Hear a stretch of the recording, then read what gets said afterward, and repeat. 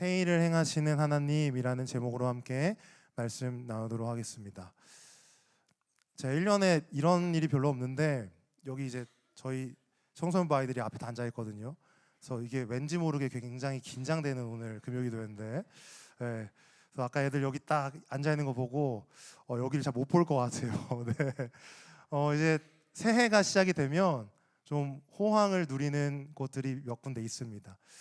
대표적으로 이제 헬스장과 서점입니다. 많은 사람들이 이제 새해를 시작하면서 뭘 세웁니까? 이제 목표를 세우는데 그중 좀 가장 좀 많은 비율을 차지하는 게 전 두 가지라고 좀 봤습니다. 첫 번째는 운동입니다. 운동을 해서 운동하려면 어딜 가야 되죠? 뭐 밖에서 뛸 수도 있지만 보통 운동하겠다고 마음을 먹으면 헬스장을 갑니다. 그래서 헬스장에서 이제 헬스를 끊고 뭐 건강을 유지하기 위해서 혹은 이제 요즘 이제 젊은 사람들에게 유행하는 바디 프로필이라는 걸 좀 찍기 위해서 열심히 운동을 하고 이제 목표를 세워서 합니다. 그리고 또 한 군데는 이제 서점인데 많은 사람들이 운동과 함께 또 세우는 목표가 뭐예요? 몸도 관리하면 이제 뭐도 관리해야 돼요. 마음도 관리를 해야죠. 그래서 마음의 양식, 독서를 위해서 서점을 갑니다. 그래서 책을 사고, 근데 요즘에 이제 뭐 교보문고 같은 데를 가보시면 아시겠지만 서점에서 책만 팔지 않습니다. 여러 가지 뭐 펜도 팔고 액세서리도 파는데 그 중에 책과 함께 또 같이 많이 팔리는 것이 있습니다. 바로 다이어리입니다. 다이어리. 왜 다이어리를 살까요? 1년을 시작하면 다들 좀 그러고 싶은가 봐요. 좀 목표도 이렇게 세우고 계획도 이렇게 잘 세워서 그걸 기록해서 한 해를 살고 싶은 마음이 우리 모두에게 있는 것 같습니다. 그래서 사람들은 책도 사고 다이어리를 삽니다. 그래서 세상은 이제 새해가 시작이 되면 그렇게 호황을 누리는 곳이 있습니다. 교회는 어떻습니까? 새해가 시작이 되면 교회는 이제 1월 달에 예배를 이제 뭐 수요일, 금요일 이제 나오신 분들 알 거예요. 목사님들이 보통 어떤 주제로 보통 말씀하시냐면 2025년 어떻게 살 것인가? 주님 안에서 이 2025년도를 어떻게 말씀 가운데 순종하며 살 것인가 라고 하는 큰 주제 안에서 보통 말씀이 예배가 이제 드려지게 됩니다. 근데 그것이 뭐 우리 교회뿐만 아니라 그냥 보통의 교회들이 1월 달이 되면 그 주제를 가지고 말씀을 전합니다. 새해라고 하는 것은 보통 우리에게 기대감을 주고 소망을 주고 좀 새로운 희망을 가져다 주는데 우리가 이미 지나고 있는 이 2025년도는 조금 다른 것 같습니다. 우리 성도님들이 뭐 가깝게 보는 인터넷 기사나 뉴스만 보아도 우리의 마음을 시원케 하고 우리의 마음을 기쁘게 하는 일들보다는 우리의 마음을 어렵게 하고 굉장히 어렵게 무겁게 하는 일들이 너무나도 많고 그것들 우리가 또 보게 됩니다. 세상에서뿐만 아니라 교회도 마찬가지입니다. 제가 최근에 봤던 한 기사 중에 이런 기사가 좀 있었습니다. 작년보다 교회 분쟁이 더 많이 늘었다는 기사를 봤습니다. 근데 분쟁뿐만 아니라 우리가 경험하는 것처럼 교회가 세상에서 선한 영향력을 많이 잃어가는 것을 그 힘을 잃고 있는 것을 우리도 경험하며 살고 있습니다. 우리가 맞이한 이 새해가 이미 지나가고 있는 2025년도가 그렇게 달갑지 않습니다. 근데 제가 이 얘기를 왜 갑자기 막 설교 서두에 이렇게 아무런 얘기를 막 꺼내냐, 누구의 탓이냐, 누구가 문제냐, 그러니까 이런 얘기를 하고 싶은 게 아니라 그렇다면 하나님을 믿는다고 하는 우리는 이 2025년도를 어떻게 사시겠습니까? 1월이 이제 단 2주밖에 남지 않았습니다. 2주가 지나가면 1월이 끝납니다. 한 달이 지나가요. 그럼 우리는 이 시점에 다시 한번 생각해야 됩니다. 어떤 것을 이번 이 한 해를 어떻게 살 것인가. 지금 우리가 그것을 결단하지 않고 다시 붙잡지 않는다면 이 한 해도 그냥 흐지부지 지나갈 겁니다. 상황을 바라보며 낙심하고 환경을 보면서 믿음을 잃어버리다 우리의 한 해가 끝날 수도 있습니다. 그래서 오늘 우리 성도님들과 함께 이 2025년도 한 해 어떻게 살 것인가에 대해서 함께 좀 나눠보려고 합니다. 오늘 우리가 읽은 이사야서는 크게 두 부분 혹은 학자마다 뭐 세 부분으로 나눌 수 있다고 얘기를 합니다. 근데 저는 두 부분으로 좀 이야기를 하려고 합니다. 먼저는 이사야 1장부터 39장까지의 내용을 한 단락으로 좀 나눌 수 있는데요. 이제 거기는 이제 아수르에게 위협받는 상황 가운데 나옵니다. 그러면서 하나님이 어떤 내용을 좀 담고 있냐면 이 하나님을 배반한 이 이스라엘 백성들에 대한 심판의 내용들이 주로 나옵니다. 근데 이것과 다르게 40장부터 이제 마지막 장까지는 뭐라고 말하냐면 그 바벨론 포로기에 있는 성도들을 대상으로 쓰였다고 얘기를 합니다. 그래서 앞에 있는 내용과는 다르게 소망과 위로가 담긴 내용을 갖고 있어요. 근데 뭐 어찌 되었든 한 가지는 우리가 확실하게 알 수 있는 것이 있습니다. 바로 뭐냐? 상황이 좋지 않다는 거예요. 이 성경을 받아든, 이 성경을 읽는, 하나님의 말씀을 듣는 자들의 상황이 좋지 않다는 겁니다. 우리 대한민국의 역사 가운데 굉장히 마음 아픈 역사가 있습니다. 어떤 겁니까? 일제강점기가 굉장히 마음 아픈 역사입니다. 근데 그거를 저는 당연히 뭐 제가 직접 경험해 본 적이 없고 책으로 혹은 뭐 영화나 드라마로 이것을 보게 되는데 그렇게만 봐도 굉장히 어려웠겠구나, 힘들었겠구나, 그 상황이 그 시대가 너무 이게 말로 표현할 수 없을 정도로 너무나 심각했구나라는 것을 보게 됩니다. 그러니까 그 얘기는 이 바벨론 포로기에 있던 그 이스라엘 백성들의 상황도 어땠다?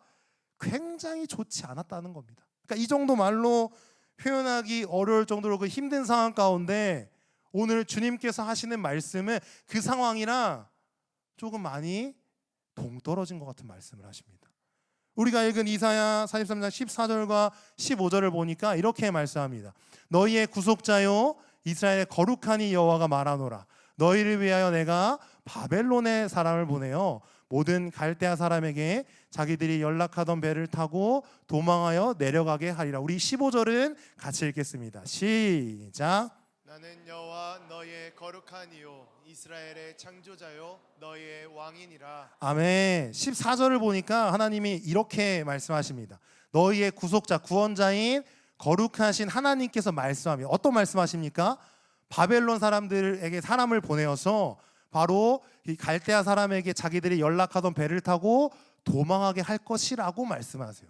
여기서 바벨론 사람과 갈대아 사람은 같은 표현입니다. 우리 성도님들. 한마디로 이 사람들이 도망하게 하겠다라고 얘기를 하시는 거예요. 근데 이 같은 말씀을 쉬운 성경으로 보면 이 느낌이 더 확 와닿습니다. 잘 들어보세요. 그러므로 여호와 곧 너희를 구하신 이스라엘의 거룩하신 분께서 이렇게 말씀하셨다. 내가 너희를 위해 바벨론에 뭘 보낸대요? 군대를 보내어 바벨론의 성문 빗장을 다 부수게 하겠다. 바벨로니아 사람들의 노랫소리가 변하여 애통하는 소리가 될 것이다 라고 말씀합니다.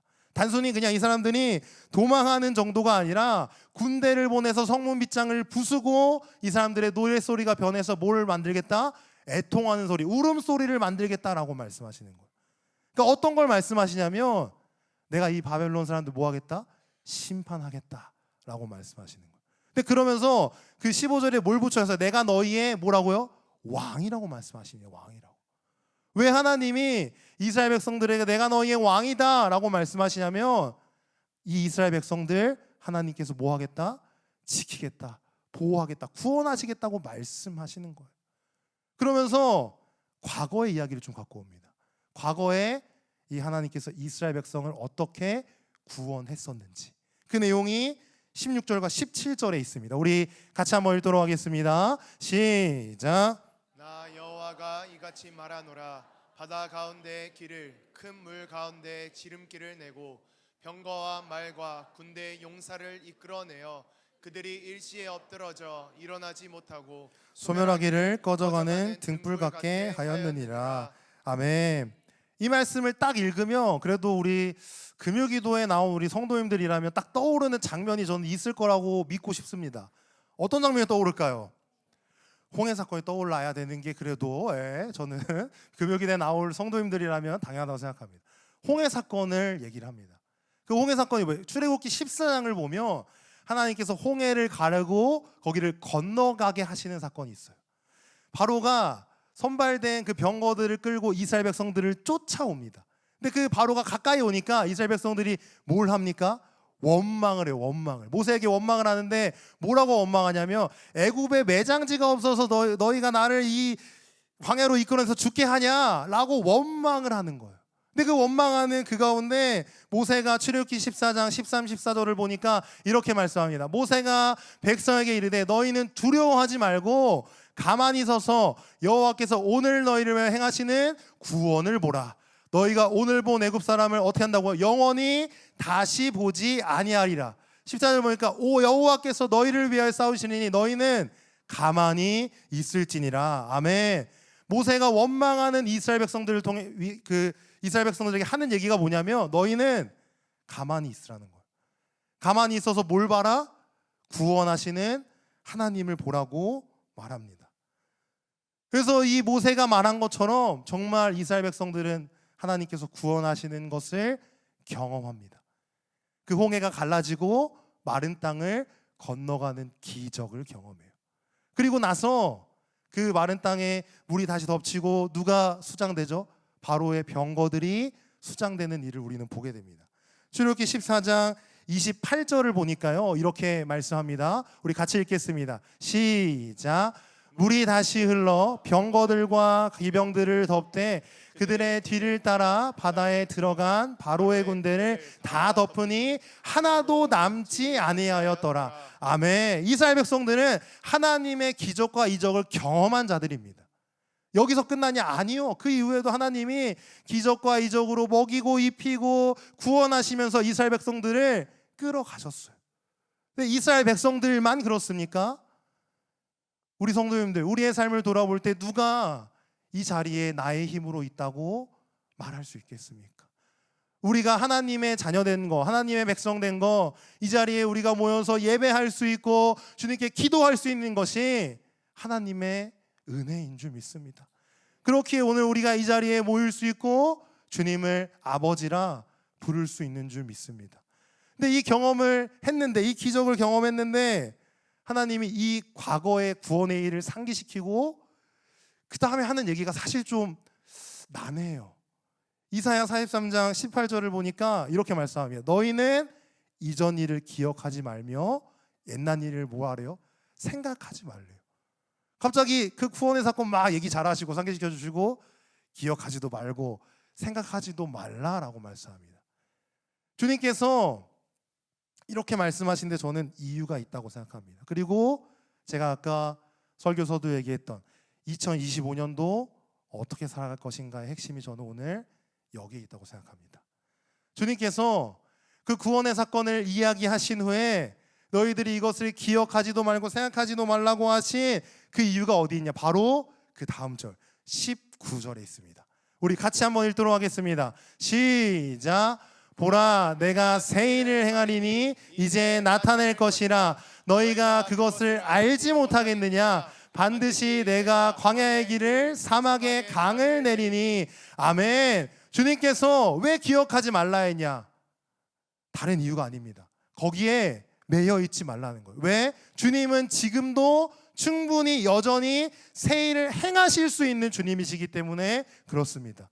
우리 주님은 말씀으로 천지를 창조하셨고 우리 주님은 지금도 상황과 환경에 관계없이 여전히 역사하실 수 있는 하나님인 줄 믿습니다. 주님께서 새 일을 행하시겠다고 말씀하시는 건 너희들이 과거에 있던 그 구원의 일에 머물러 있지 말고 오늘 지금 이 순간에 역사하시는 그 하나님의 새 일을 기대하고 바라보라고 말씀하시는 겁니다.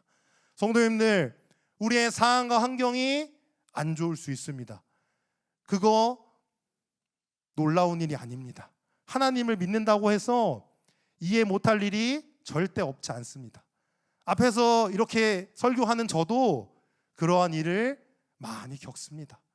왜 이러한 일이 펼쳐질까? 왜 이러한 일이 나의 삶 가운데 일어날까? 이런 일을 우리는 겪습니다. 근데 그때 우리가 해야 될 것은 그냥 거기에 머물러 있고 주님이 옛날에는 구원하셨는데 지금은 뭐 잘이 아니라 지금도 여전히 주님은 구원하실 수 있고 역사하실 수 있다는 그 믿음을 가지고 하나님께 소망을 두어야 할 줄 믿습니다. 2025년 우리가 붙잡아야 할 건 여전히 하나님인 줄 믿습니다. 시편 기자는 이렇게 말합니다. 시편 42편 11절에 이렇게 고백합니다. 우리 함께 읽겠습니다. 시작. 내 영혼아, 내가 어찌하여 낙심하며 어찌하여 내 속에 불안해하는가. 너는 하나님께 소망을 두라. 나는 그가 나타나 도우심으로 말미암아 내 하나님을 여전히 찬송하리로다. 아멘. 시편 기자가 자기 영혼에게 뭐라고 고백합니까? 어찌하여 낙심하며 어찌하여 내 속에 불안해하는가. 성도님들, 보이는 상황으로, 보이는 환경으로 나의 일들이 풀리지 않으므로 불안해하고 낙심하지 않으시기를 바랍니다. 그 가운데 여전히 우리가 소망을 두어야 될 곳은 하나님인 줄 믿습니다. 원망하지 마시고 그 가운데 하나님이 우리를 지으신 목적대로 오직 하나님만 찬양하며 사는 그런 우리 신입교회 성도님들 되셨으면 좋겠습니다. 주님은 지금도 살아계시고 충분히 우리의 삶 가운데 기적과 이적을 또 하나님의 약속을 이루시는 분인 줄 믿습니다. 그 일들을 보러 우리 청소년부가 이제 19일부터 25일까지 인도네시아로 떠납니다. 작년과 같이 이제 바탐으로 다시 한번 떠나게 됩니다. 근데 이 인도네시아라고 하는 이 나라가 저는 항상 우리 이제 비전 트립을 준비하면서도 마찬가지고 기도할 때마다 딱 떠오르는 제일 큰 키워드가 뭐냐면 이슬람을 믿는 사람들이 제일 많습니다. 이 인구 가운데. 네, 한 페이지 넘겨주시면 이 인도네시아라는 나라가 섬나라인데 이 가운데 87%가 무슬림입니다. 근데 이 모든 국민이 종교를 의무적으로 가져야 되는데 그 의무적인 종교를 뭘 믿는 거예요? 이슬람을 믿는 인구가 많은 겁니다. 근데 그 중에서도 우리가 가게 되는 또한 파송현 선교사님이 계시는 그 인도네시아 바탐도 크게 다르지가 않습니다. 거기 보니까 90% 이상이 이슬람교라고 합니다. 그리고 저도 이제 항상 찾으면서 느끼는 건데 한국 사람에게 뭐가 유명하냐?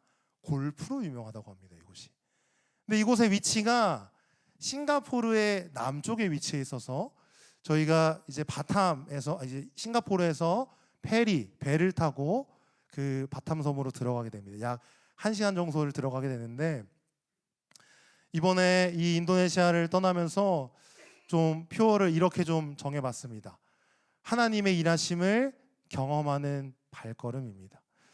우리 교사들 또 우리 친구들, 우리 학생들과 또 이번에 감사하게 우리 권사님 세 분이 또 식사를 챙겨주시기 위해서 같이 갑니다. 그래서 총 저까지 25명이 이번에 인도네시아 바탐을 떠나게 되는데 그 가운데 다른 것보다 여전히 새 일을 행하시고 계시는 그 하나님의 일하심을 경험하는 우리의 발걸음이 되기를 간절히 소원합니다. 그러면서 좀 아이들과 이러한 마음들을 좀 나눴습니다. 바로 뭐냐면 섬김과 먼저는 사랑입니다. 그 땅 가운데 우리가 가서 그 영혼들을 섬길 것입니다. 그리고 그 영혼들에게 하나님의 사랑을 전해주려고 합니다. 근데 그 섬김과 사랑을 통해서 제가 우리 청소년부 아이들에게 간절히 바라는 건 꿈이 생겼으면 좋겠습니다. 그런데 되게 놀라운 일일 수도 있고 뭐 놀랍지 않다고 생각하실 수도 있는데 제가 우리 아이들과 같이 하면서 제일 마음이 아프고 놀랐을 때가 언제냐면 목표와 꿈을 물어봤는데 없답니다. 네. 꿈도 없고 목표도 없다는 얘기를 제가 들을 때 마음이 제일 아픕니다. 꿈을 꿔야 될 나이고 충분히 그 미래를 바라보며 지금을 막 갖고 나가야 될 나이인데 그게 없다라는 말을 들을 때 저는 마음이 제일 아픕니다. 그래서 2025년 청소년부도 하나님의 꿈을 발견하기 위해서 달려가지만 이번 우리 비전 트립도 그 가운데 하나님의 그 일하심을 경험함으로 함께하는 우리 16명의 아이들 학생들이 꿈을 발견하는 그 시간이 되기를 간절히 소망하며 이제 준비를 막바지에 두고 있습니다. 우리 성도님들도 같이 기도해 주셨으면 좋겠습니다. 그 땅에 나아가서 주요적으로 할 사역들이 몇 가지 있습니다. 먼저는 이제 나나스 마을과 생수 마을 이미 계속 사역하고 있는 곳에서 이제 수업 사역을 진행하려고 합니다. 그리고 이제 주안초에 가서 함께 예배를 드리고 그들을 위해 기도해주고 그곳에서도 수업 사역을 진행하려고 합니다. 그리고 이제 마을 신방과 또 이제 세 번째 지금 사역지를 놓고 기도하는 중에 있는데 함께 그곳을 좀 방문해서 기도하는 시간을 우리가 가지려고 합니다. 그래서 우리 성도님들에게 이 귀중한 금요기도의 시간을 통해서 부탁드리는 것은 딱 두 가지입니다. 기도해 주셨으면 좋겠습니다. 들어오실 때 다들 이렇게 오늘 뭔가를 받으셨죠? 네, 받으셨죠? 네, 안 받았다고 하시면 안 되는데, 네, 기도 카드입니다. 그래서 거기에 저희의 기도 제목들이 있고 누가 가는지 어디로 가는지 어떠한 사역들이 있는지 거기에 이제 써 있습니다. 정말 기도해 주시길 바랍니다. 무엇보다 모든 일정들이 안전하게 무사히 오고 갈 수 있도록, 그리고 그 시간들을 통해서 우리 모든 함께하는 팀원들이 하나님의 일하심을 경험할 수 있도록, 그리고 그 경험을 통해서 꿈을 발견할 수 있도록 기도해 주시기 바랍니다. 그리고 하나님의 그 증인된 삶을 살아가는 우리 귀한 청소년부 2번 비전 트리팀 될 수 있도록 기도해 주시고요. 그리고 이제 돌아오는 주일 저희가 저녁 6시에 이제 공항으로 떠나게 됩니다. 그래서 지나가다가 주일날도 이 반팔티를 입고 있는 친구들이 막 교회를 돌아다니는 걸 보게 되실 거예요. 그러면 뭐 아는 얼굴들도 있고 뭐 아닌 얼굴들도 있을 수 있는데, 혹시 아는 얼굴도 있다면, 몰라도 저 친구 뭔가 이렇게 인도네시아 비전트리 갈 것처럼 생겼는데 이렇게 보이시면 한마디라도 잘 갔다 오라고, 기도하겠다고 인사해 줄 수 있는 우리 귀한 우리 어른들 되셨으면 좋겠습니다. 그 한마디가 아이들에게 남습니다. 그래서 사랑과 관심으로 이 귀한 아이들 그 인도네시아 잘 갔다 올 수 있도록 보내주셨으면 좋겠습니다. 저희는 이제 떠날 일만을 남겨두고 있습니다. 내일 마지막 모임을 하고 주일날 떠납니다.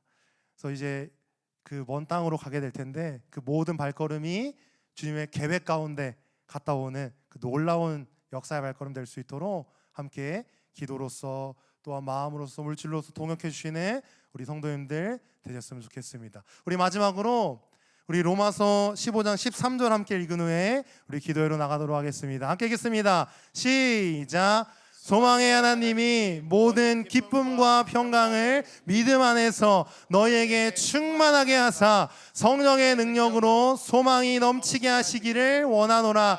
아멘. 2025년도 이 신약이 조금 암울할 수 있습니다. 하지만 하나님이 부으신 소망이 가득한 이 한 해 되었으면 좋겠습니다. 우리 성도님들 낙심하지 마시고 두려워하지 마시고 오직 용기와 믿음 가지고 오직 하나님께 소망을 두며 나아가는 우리 귀한 신일교회 우리 모든 성도님들 되시기를 간절히 주의 이름으로 부탁을 드립니다.